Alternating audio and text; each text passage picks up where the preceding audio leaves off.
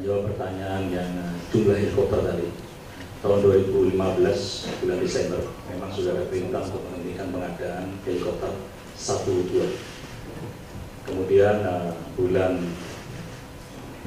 awal tahun 2016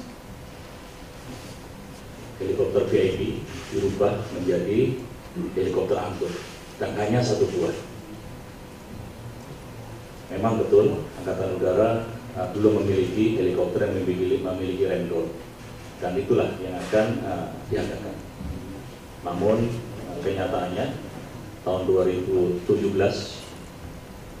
helikopter datang pada akhir bulan Januari, dan helikopter itu masih tidak sesuai dengan spek, sehingga sampai saat ini 1 helikopter itu belum kita terima sebagai kekuatan Angkatan Udara. Jadi tidak ada 2 helikopter yang disampaikan tadi, 1 VIP, 1 versi militer. Yang ada hanyalah 1, yaitu versi militer yang speknya masih belum memenuhi versi militer tersebut. Terima kasih. Sekarang pintunya bukan ramdor, padahal untuk sadar harusnya ramdor. Ini bukan ramdor. Dan kemudian helikopter PT DI bisa membuat helikopter sudah dipakai juga.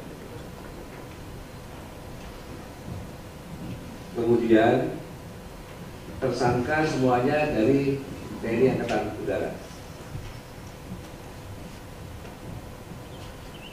Dan selanjutnya proses hukum yang sipil di Tipikor, kemudian yang militer di Mahkamah Militer berdasarkan undang-undang.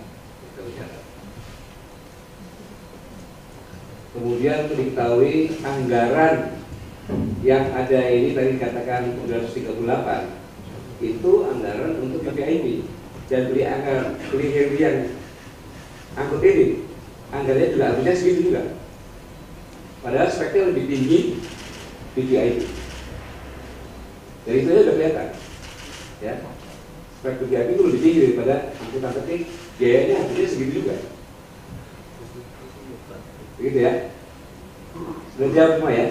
Strategi Pak. Ya. Sudah ada dari Presiden untuk menghentikan, kenapa akhirnya bisa sampai apa udah PO duluan itu pembelian kapal itu, atau memang sengaja TNI mau, siapa sih pelakunya, siapa sih yang main di pengadaan heli ini? Itu strategi. Nanti akan ketahuan, itu bukan strategi. Tapi ini saya katakan tadi, sampaikan pelanggaran-pelanggaran yang dilakukan, ya, tidak patuh, melanggar perintah. Karena Presiden sendiri sudah melarang, kan Presiden melarang, bahkan ada surat langsung dari Mensekap kepada TNI AU, dan tetap dilakukan. Jadi semuanya penyidikan sudah ada semuanya, dan bisa dipertanggungjawabkan semuanya, gitu ya.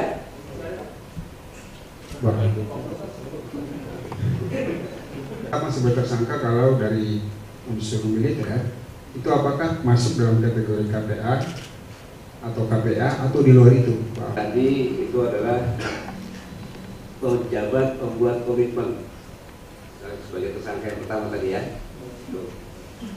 Kemudian